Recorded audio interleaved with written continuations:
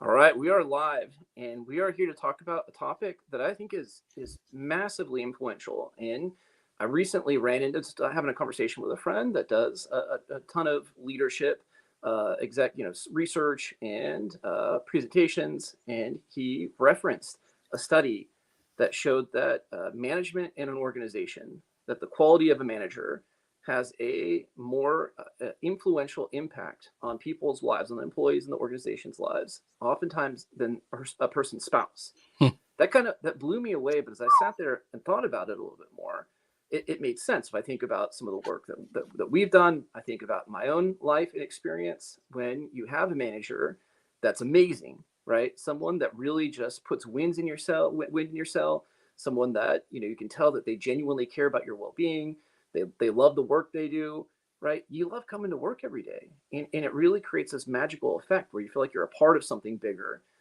right? And it's really powerful. Mm. The other side of that is, I'm sure we've all worked for managers that just, whether it's micromanagement, whether it's that they're just picking at every little detail, when the going gets tough, right? They don't have your back. They make things worse. Yeah. And it's hard sometimes to leave that at work. A lot of times that does spill over and carries over, because work is, even if we try and set good boundaries around work, at minimum, usually we're there 40 hours a week, sometimes more. But so that management has a massive, massive impact on the quality of lives. And so we want to talk about what is a great leadership? How does a company, I was mentioning right before we started this, that I've worked with a lot of employees where they're at an organization and they have the best management that they've ever had, right? And they talk about how influential they did, the best work. That manager moves on for whatever reason. The person that replaces them is the worst manager that they've ever had. How does that happen at an organization? How do you have a place, right, where you have such radical disparity in their leadership quality? And I believe it's, that there's either not leadership training that's in place. So they're not developing a consistency of leadership and a leadership ethos or kind of culture. But wanted to talk about that because I think this is a huge topic right now, especially when we know turnover rates for companies are at all-time highs. I mean, there is a crazy level of turnover. So, Mr. David Osk, that was a mouthful there. Yeah. What do you think about this topic? I get really passionate about leadership. I really feel like, everything rises and falls on leadership, whether that's in your home, or, in the work setting. And whenever I think, for me personally, when I think about a leader, I think about temperature. I like who's the one who sets the temperature in the Yeah, room, and, me, I like talking about this idea, of what is it that when that makes someone different. We all have these people, you refer to them as authentic exemplars, but when certain people walk into the room, right, the room gets wiser, safer, stronger, more yeah, joyful, more missional, that kind of stuff. As you were talking, I'm sitting here, writing some things down and so on, and you made that disparity between, you know this person is so influential, they were such a great leader, that kind of stuff. Well, they oftentimes, those people get hired by somebody else, right? They get more money yeah, and they walk away. Well, then when someone comes in who is sadly quite often the antithesis of that, they manage out of fear or whatever it might be, it is that dichotomy there can be just borderline debilitating for a team. And here's the funny thing, though, is I think that um, we'll just say the owner, right, whoever the CEO or president is, they've not instituted a company hiring culture yeah, that yep, would say we want people with this particular framework and bingo. worldview, if you will, or internal compass, that kind of thing, to bring that consistency. It's more of, let's fill this spot with somebody who can get the job done, that kind of thing, which, boy, that can be a really bad move. Yeah, I've certainly seen that. I've seen on several of the examples, having worked this past 2 years with a lot of people that are in job transition. I've seen sometimes where it's a company that gets bought out, right? And in that change of leadership or the change of ownership, just the emphasis on what they care Yeah. about. And so, a beloved leader of the organization is moved on. Excuse me. and they put in place, right? And they have this kind of, we got to crack the whip and we're going to change everything, even though everything was working before, right? People seem to be happy. We, for the sake of change, we're going to change things. And so I think on both levels, right, from what you're talking about in the hiring process and perhaps even the, how people are getting moved up into leadership positions, Yeah. there doesn't always seem to be a lot of intentionality. Like, it doesn't seem that there's a clear, consistent reason for why that Right. happens, Right. and that can be baffling, right? If you're a part of that organization, I remember there was a poll on LinkedIn just a few years ago, and it talked about like what was the most frustrating leadership kind of interaction that you can have, the most frustrating kind of leadership communication style, and Hmm. it was the sense of inconsistency, right? When a person says one thing, and Wow. then or it's unclear, what essentially creates uncertainty, right? Yeah. And when you introduce unnecessary uncertainty into a business, and you get employees that are now confused, they don't know what's expected of them, right? The management styles are so, there's such this discrepancy. You're Yeah. going to see a lack. You're going to see your employees underperforming, and you're going to see that their quality of life, their mental health, is going to suffer as a byproduct of that. Yeah. Have you Isn't seen it? that? Yeah. And it's interesting that, the inconsistency, I think that's a big deal. Some people would, might use that phrase, I never know who I'm going to get. Hmm. I show up and I don't know who I'm going to get. By the way, I'm going to revisit something you said at the beginning here with regards to, the study that, someone in your, your manager, boss, whatever, might have a larger impact on you than your spouse. That's really Okay. fascinating. But Yeah. here's the interesting thing. If we kind of picture our lives in a couple of modes, right? We have, hey, I'm on versus I'm off, right? When you go home, largely you're off. You don't have to, you're not, you let your guard down. You're not just, I don't have to be on my A game, right? I'm going to Yeah.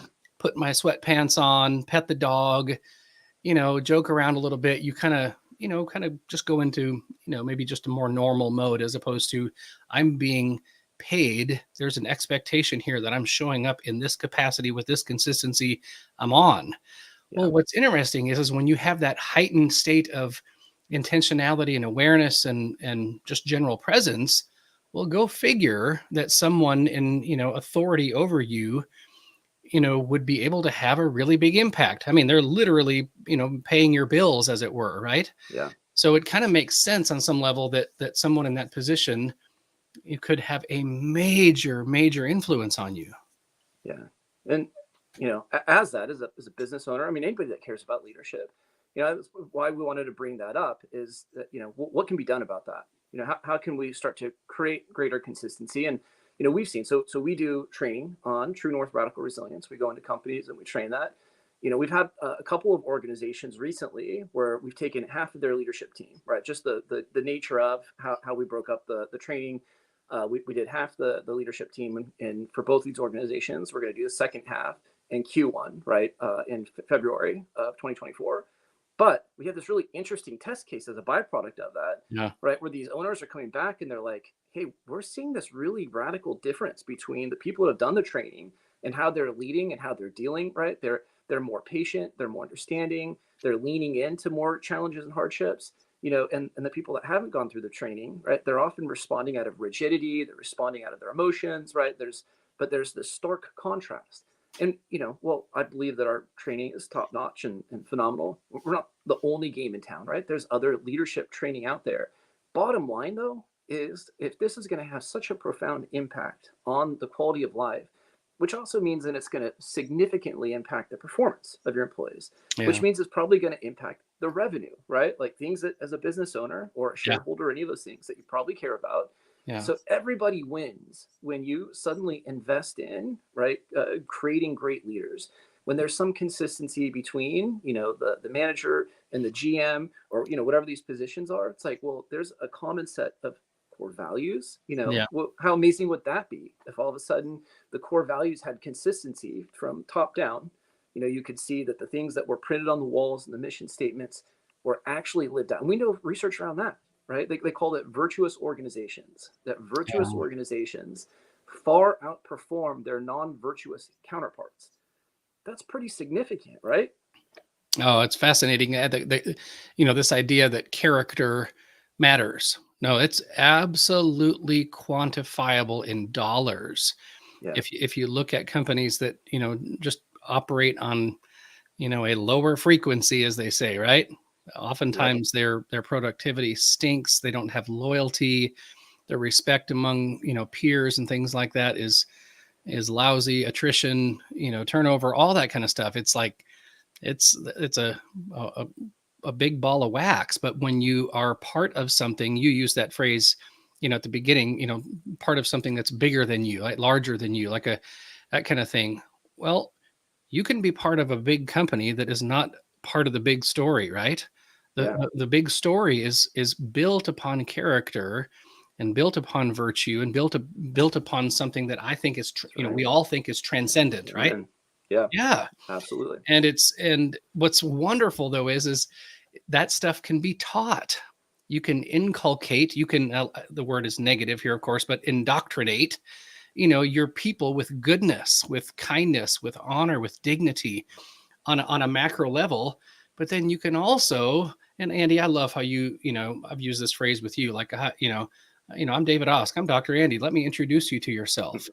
So when someone starts to bring forth their own flavors of character and virtue and things like that, Yeah. it just splashes everywhere. I mean, it changes conversations, it changes hardship from I don't really have the courage or I want to go there to get the heck out of my way. I'm just for the man for the job because what's on the other That's side of right. this obstacle is worth fighting for and I've got what it takes. It changes That's right. everything. I just want to pause for a moment and use the word inculcate, right? Just want to appreciate for a moment. That's a great word. Um, but it's everything else. Yes, amen on that. I've had a conversation with a few people in the past couple of weeks, just kind of throwing out like, hey, what is the best leadership style, right? And if you go and do a Google search on this, you'll see articles, and there's a couple of I think leadership styles that tend to seem to kind of rise up to the top, Hmm. but there's debate, and I don't know that there is necessarily a right answer to this. I had someone the other day say integrity, right? That they believe that that's the most important thing, and they made a strong case for it, right? Where I had a different response initially, and I'm like, oh, maybe that is right, right? In the way they described, I think we call it true north, radical resilience. But the reason, right, true north represents authenticity, right? It's that idea that when you define those things that just represent the truth of who Yeah. you are, those bedrock kind of foundational aspects, the core values, when you Yeah. understand, kind of the motivation that is not just a passion, but it's a calling, right? You're Yeah. called to something bigger, and you're becoming more in the process of fulfilling that passion and calling. You're using your character strengths. Hmm. So, and when you operate in that place, anytime that you're doing that, it means that you're operating at your greatest potential because you're operating in your unique zone, your kind of zone of genius, right? But then being resilient to that, because I think even if you have someone that's authentic, if they're not, if they don't have resilience, and typically when you're operating in authenticity, you tend to be more resilient. That's why we call it true north radical resilience. Yeah. But I believe those two things put together. So maybe that's cheating a little bit, right? Because I'm taking two kind of characteristics and melding them together. But you could make a case for certainly, integrity and probably a couple other concepts. What's your thought? Like when you think of maybe a great manager or leader that you've had in your life, or you just think about what great leadership means to you, what characteristics seem to rise to the top for you? I think that as you're saying that the first thing that pops up is just this idea that they're just really comfortable in their own skin. Yeah, They understand who they are and who they're not. And so there's not a pretending. There's not this idea of imposter syndrome and they're trying to generate something. They are if they don't know something, well, guess what? They're the boss. They don't have to. They hire someone who does, and they're very forthright about, looking true. at a situation and saying, David, I'm not quite sure, but guess what? Gary, you're over here, whatever. He's such an expert in this, and this is one of the reasons why, I appreciate, him being a part of this team. Let's get him involved. Like they're so good at, putting the pieces together and honoring people's authenticity, right? Their uniqueness, that Yeah, kind of stuff. So I think that being comfortable in your own skin. But then I think too, that's clarity of mission, right? We yeah, we aren't authentic for the sake of just being comfortable. It's for a reason. Like that's right. we were made for purpose, and so to paint a picture, right, would be I'm made for a purpose, and it's not to stare at my own belly button. It's what's over on the other side of that creek, right? It's I'm That's getting right. over there. I'm getting there. I'm taking as many people as I can with me who are part of my organization or my family. These activities, whether that's building a house, whether that's building a business, whether that's building a movement of some sort. I mean, we're made for a purpose. So I like this idea of being comfortable, but then this idea of clarity of mission as well. Love that response. It speaks to, I think, especially the growing employee base and the Gen Z, right? I Yeah. think the research has shown that they will often forego larger salaries to work for a company that shares a sense of purpose, right? Something that they can really get behind. And so I think there's certainly something significant there. And I love the idea. I mean, I think if we were to flip this question around and to Yeah. say what are some of the most toxic or kind of the most difficult, I would say insecure people that are deeply Hmm. insecure, right? They're unaware of it. And so that, I think insecure people in general, when they respond out of rigidity from that insecurity, right? The moment that their leadership or management, is potentially questioned Yeah. or feels threatened, which insecure people tend to feel like it's threatened all the time. And I say this, I'm not saying that I'm like perfectly secure, right? I Sure. have insecurities, Yeah. but I'm often, I try to be aware of those, right? Yeah. And I try and seek feedback. So I work in a mastermind group, right? And I seek Yeah. out all kinds of, but that insecure person that, really, I think that there was an interesting study. I think it was Malcolm Gladwell that referenced it. So it was around teachers, and it was looking at the difference between great teachers and bad teachers. Hmm. Similar concept, right? These teachers are managing a classroom, and they found, part of it was just this, what I'll call intrinsic motivation. I don't think he used this word, but you have teachers who genuinely cared about the well-being of their students, right? And they cared about the subject they were teaching. You can feel that, right? When Yeah. someone really has your best interest in mind, Oh, and sure. they care about what they're doing. That simple aspect of just having someone care, and you feel like when you're going through a tough time at work, when you feel like you're struggling with work, and someone leans in, right? And they care about seeing you Mm, grow and thrive, right? I mean, it kind of reminds me of some of what you were saying already there. yeah. Uh, that has a massive, massive impact versus the person who's just going through the motions, just collecting a check, right? Yeah. Who's just trying to accumulate power, or you can tell that it's just a stopping, kind of place, that they're on a mission that's completely self-focused. They said that the difference between a great teacher and a bad teacher was a year's worth of material in teaching, right? So a great teacher taught about a year and a half worth of school material in a school year, whereas a poor teacher did about 6 months worth.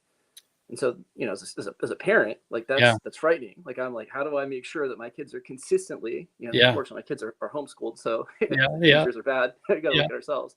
Um, but that's huge. And I imagine that you'd see a similar, consequence. I mean, obviously, the quality of lives, that's a staggering statistic or research finding in and of itself. But when you have a manager that genuinely cares, right, and you can tell that they care, it kind of goes back. I know we talked about this at the beginning, but it has a massive, massive, massive impact. Man, Have you seen that? oh gosh, as you're talking there, I'm thinking about, this idea of when you meet someone and they have a sense of fullness about them, right? As Ooh, opposed to, they're looking for something. Well, one of the things that I get such a joy when we walk people through the curriculum, well, what is it? I mean, it's in essence, we're asking them really powerful questions yeah, that help them to, identify, their authentic self with radical clarity. It's not, yes, it's about resilience because we live in a world that we get knocked down every single yeah, day, and those around us we want to help because they're getting knocked down, that kind of stuff. But in general, when someone hasn't, well, when they don't have an identity, when they've not yeah, identified those things at which yes, their convictions, those things that they're making uniquely now, right? Not what's on the wall. I'm talking what's written on your heart. If they haven't identified those things, convictions, values, virtues, strengths, desires, passions, goosebumps, all mhm, that kind of stuff, yes, what happens? They're showing up as an empty kind of a person, and they're constantly looking to fill that spot.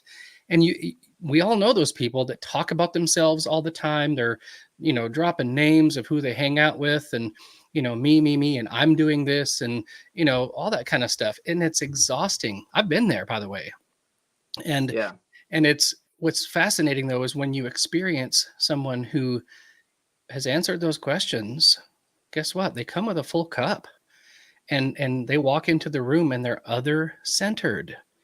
They Yes. don't care about being filled with something. They're not looking for anything anymore. And they're like, I'm just so stinking full. I'm splashing everywhere here. What do you need? What's going on, man? You're Absolutely. my I've had several people in my life that when I would sit down with them, I got this sense, and very literally quite often they would lean forward in their chair and be like, okay, what are you into?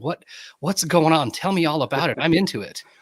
And that's the kind of teacher, right? That's the Yeah. kind of leader that I think we all desire to be around, and we all desire to be. But Yes. guess what? You don't become that by age. You become that by answering and identifying questions that are written on your own soul uniquely, and try to live a life of fulfillment without that. I don't, it doesn't matter whether it's your marriage, whether you're trying to lead your children, your wife, an organization. If you haven't identified those things, you're going to be insecure, that imposter syndrome. Yeah. You've got that side by side that, kind of lists those things, when someone has answered those questions, right? You're going to be avoiding certain types of people and situations, socially, especially. You're going to be apathetic about Yeah. what you're doing, because you don't even know if you care. What if you've not ever assigned meaning to it? Yep. And of course, I'm getting kind of passionate here, right? Because Yes. I I'm love really it. passionate Preach. about this. And it's and then but the opposite is true, right? When you understand, and you've answered those questions, it's not that hard. Well, then you start to feel genuine. You start to feel courageous. You start to feel resilient. Yeah. You know why you're fighting for something. You know what's worth fighting for, and it's not because some talking head somewhere told you that it was, appropriate or something. You actually are engaging your own intellect and your own heart to bring the full, my sister says, bring the full weight of who you are, you know, Ooh. to whatever situation you're in. And it's not like you got to be some weird bully, but you're just like, man, I'm on a mission here. And Yeah. Andy, I'll get personal here for a second. So, you've known me for several years now, 4 or 5 years. And for me, when I think about what is it that I want to bring, to the table. In fact, I wrote down something here the other day in my journal, and it's just kind of fun to, to kind of say these things out loud. When I'm in a kind of a healthy place, right? I like this word: relaxed, creative, intentional, playful, and empowered. Right? We can still feel empowered and intentional while Right. feeling creative and playful. Those things Yes. don't have to be separated. In fact, when I've identified those words as things that are really powerful and precious to me, I sure hope, again, most of the time, that my family and those around me experience that. And Right if you on. want to be a great leader, and how about this? If you want to be a great follower, right? If you're not, you have to do this work, and it's not that hard. Yeah. And I guarantee you, your own joy in life will rise. Your finances will get better because you're going to start spending money and saving money on things that are important and not useless. I mean, you're going to get really, really clear on what the definition of success is in your company, and Yes. Oh everybody yeah. around you is going to buy in on it, because you all have not only a macro view of what's important, but then you've given permission for people to operate out of that space inside of them and bring the full weight of who they are to be a part of that larger story and team. It's so important. Wow. Yes. I mean, all in on that. I'll take it. Kind of spreading that thing of around identity and knowing, right, having a coherent, consistent, cohesive sense of who you are, Yeah. right. That's fueled by conviction. When you're around someone like that, right? I mean, there was the study I know we've talked about a few times about the most powerful psychological state you can be in. Is a state of authenticity, right, Yeah. where you are speaking on things that are true, that are important to you, and there's belief and conviction behind that. But I would say for the organization, I think sometimes why you see this inconsistency in management styles, right? You can have such wild discrepancy between one manager to the next, is that the organization has not established a clear sense of identity. Right. I think organizations spend a lot of time with, marketing, trying to really make sure that the reputation they have is how they want it, right? And I've distinguished that the reputation is like the outward facing, kind of experience that you want people to have of you, right? Yeah. What you want people to talk about. Your identity as an organization is who the people on the inside know you to be, right? It's the Right. employees, it's the management, it's the clients that have done work with you for years. They've kind of lifted the veil, and they know how things actually are. And when Yeah. there's inconsistency between those two things, it creates confusion. It creates certainly uncertainty. Yeah. There's a game that I like to watch. It's a guilty pleasure. I'm going to acknowledge it right now, called the Challenge on MTV. I mean, I watched this thing since I was probably a teenager. Yeah. So, and I was watching it the other day, and there's a player in it who just did not make it clear on what side of of the team, like who he was for. And so in every kind of group that he'd go to, he'd show up differently, right? And so people were like, well, I don't think he's a part of mine. He just lost complete trust, right? Because he had no coherent game plan. He had no sense of identity. And it got to the point that he ended up getting, kind of thrown to the wolves. And he realized, I've made a big mistake, right? And he Mm, made it a kind of a declaration that I don't think he did it in the most kind of integrous way. Not that that matters, but I think I watched that and I was like, oh, here's someone that didn't have a clear, cohesive plan, right? yeah. And it's creating chaos and confusion everywhere he goes, and nobody trusts him. Mm, That's what happens with leadership, right? When you lack identity, and as an organization, your hiring practices are going to be off base, right? There's not a clear kind of foundation that's guiding every decision that you make. When you yeah. have that, holy cow, is it powerful? Yeah. And will you see more consistency? You'll see less turnover, right? You'll see less people needing to do medical leave, which I'm seeing a ton of right now. You're going to see less burnout. You're going to see people every day going to work, right? And saying, I love going to work. I love Yeah. this team that I'm a part of. I love the mission that we're on, right? And the creativity that comes out of that is really something special. Man, I love that. Something else that I think is fascinating, the shift in motive. Not that we don't, if we're, say we're on a sales team, right? And we need to make some sales. I get it. We need to do that. But what's really fascinating is when you pick up the phone, as it were, and you call someone, and your first desire, is seeing another human being, right, as they are, bringing the full weight of who you are to Yeah. another human being and experiencing who they are, as opposed to, I'm scared that I'm not going to make my sale, and I need to convince this person, and you're Yeah. just all over the map, and you talk fast and you babble, and then you question yourself, did Yes. I say the right thing, that kind of stuff, as opposed to just treat someone with respect and dignity. People Yeah. do business with those that they like, know, and trust. But guess what? Yes. If you don't know yourself and you don't like yourself, and you don't trust Yeah. yourself, well, the question would be, who are you? You have Yeah. to name those things in order to begin to understand, so that you can even give that stuff away. Otherwise, it's just this willy-nilly, lick your finger, hold it up in the wind, and hopefully you're getting blown in the right direction. Yeah, yeah. I mean, that's so true and so powerful. We've seen, right, some of the comments and the feedback we've gotten from the managers that we've worked with, and we've seen this with people, that have gone through the True North program all along. Is I think kind of like you said, the bully, the person who thinks, well, I'm going to figure out who I am, and I'm just going to force, like, I'm going to put, with pure willpower, people are going to accept me whether they like it or not. And yet, as they get secure with who they are, they start to feel that sense of just, kind of the comfortable in their own skin, Yeah. that they realize that that's completely unnecessary, right? When you start to feel that security within, you recognize, right, more about pouring into other people, but you Hmm. become more accepting, more tolerant, more patient, more loving, right? It's amazing how all of a sudden, and that's translated not just to the workspace, but I've seen, well, it's happening at home, right? I'm doing that Yeah. with my kids and marriage. And so there's something that is really powerful about becoming comfortable, giving a language. And I agree, right? I think you said something earlier that it's not that hard.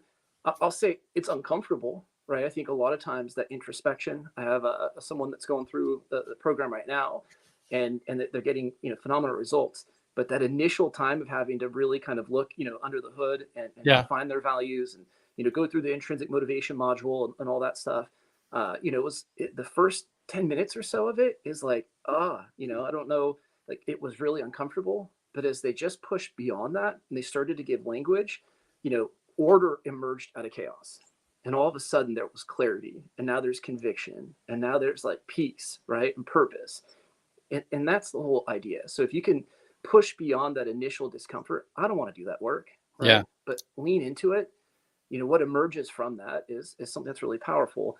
And if you're an organization, again, whether we can help you, or there's other leadership programs out there that are really fantastic, but the consequence of not having consistent leadership, the consequence of having managers that are operating from a place of insecurity, inauthenticity, right, that are operating out of selfish motives, is so profound. Mm. It's really malpractice. And Yeah. so I'm gonna call that out here. Just like I don't want my kids going to teachers that are undermining their education, right, because they're in a job where they just have no passion, no real sense of kind of clear identity for why they're doing it. I don't want employees out there having to go to work every day for a place that just sucks the soul right out of the employees Yeah. that work for them. Yeah, Man, I want to I'll make one last comment about this. We often use that phrase, that person has such a magnetic personality or something like that. yeah, yeah, Which means what? You're creating pull as opposed yeah, to I'm going to knock down doors and make things happen. It's like, stuff kind of gravitates your way, because of your personality. Well, there's two, in our culture, just because you have a burning dumpster fire, or a train wreck, or just some spectacular bunch of fireworks going off, and I'm painting this picture of some people's personalities, right? yeah, oh That yeah, doesn't mean that it's magnetic. That means I'm going to stand over here and watch that and be like, okay, that was fascinating, and that caught my attention, that kind of thing. But there's a big difference between being invited into someone's story and mm, feeling safe. And I, this is a bit of a deeper, maybe picture here. So, um, a friend of mine was talking about starting, a business and so on, and he wanted to lead his culture really well. And right, he's got a lot of heart. And I told him, I said, the only thing, I said, if you keep this phrase in mind, or this picture in mind, I think you're gonna do well. And I said, what would cause someone to drive 1,000 miles to your funeral if they couldn't mm, catch a flight? It's yeah, how do you want to love somebody that they're like, David died. There's no way that I'm not going to be there, and I can't get yeah, a flight. Be like, sweetheart, I'll see you in a few days. I'm doing a road trip. yeah, And it's interesting when you kind of paint the picture of, I want to be that type of a person as opposed to this, fireworks coming out of a dumpster, yeah, attention seeker kind of a person. I want to be the person that leaves, a legacy, leaves people stronger, that just because that they were in my presence, they felt like they were being filled. yeah, Right. And we know those people. I've got several in oh my yeah, life, and yeah, I'm hoping I'm becoming that type of a person. Right. you are, To dude. me, that's the definition of success, period. It's Yeah, not, it's no utopia here, right? But that is my definition of success. And then I would ask, kind of on a macro level here, what's your definition? Ask yeah, those questions, get clear, and watch what happens.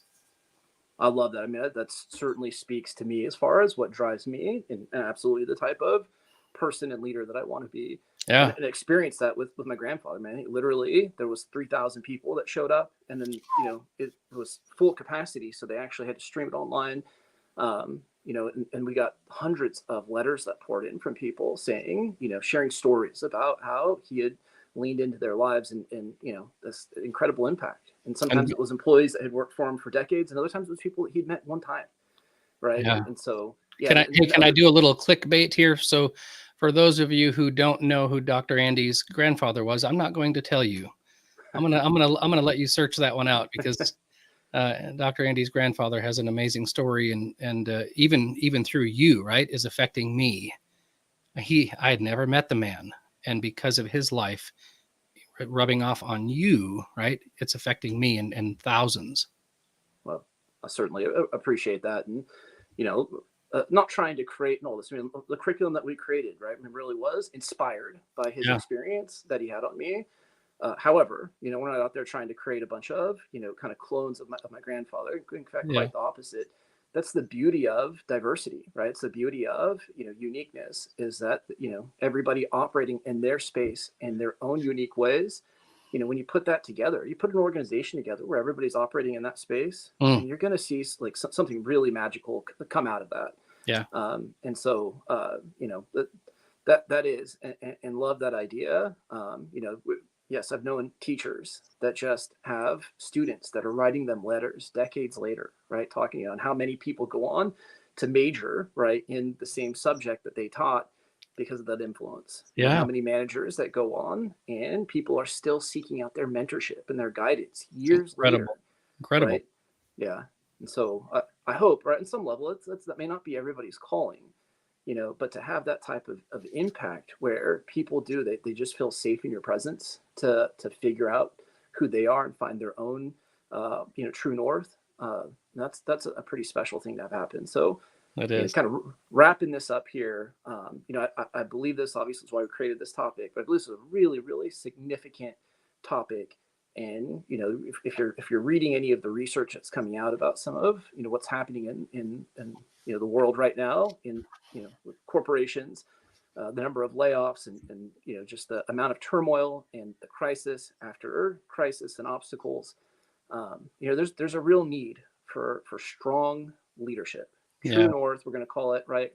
Resilience, people who are going to get in that bunker with you, and that they're not going to abandon you, they're not going to Mm, just point the finger at you, right? They're like, I love what you said earlier, that I'm just the man or woman for the job, yeah. I right? got that from you. Yeah. But we did in one of the trainings that we did recently, at the end of it, there's the level of vulnerability and transparency that came out of it. I mean, really, I was sitting back and I had goosebumps, right, Yeah. through it all. And it was just really powerful. But someone Mm, got up and said, hey, if I was ever in a foxhole, right, you guys, this is exactly who I'd want to be in there with. I trust all of you, right? And I believe each one of us would have each other's back. That's what you want to create, right? You want to create that sense of like, yeah, we're in this together. And when people have that, so we'll that's we'll great. wrap up on that. Who do you want to be in that foxhole with, and how do you create a leadership training? How do you create, where you have an entire team of people that feel that way together? Because when you create that, it's gonna be special. All right, Great Mr. word. Davis. Any last words or? No, I love this topic, and yeah, I would just reiterate too. Don't wait, right? If you're wondering whether Yes. it's your family, and of course we're really leaning really heavily on the corporate offering here. Don't wait. The return on investment is staggering.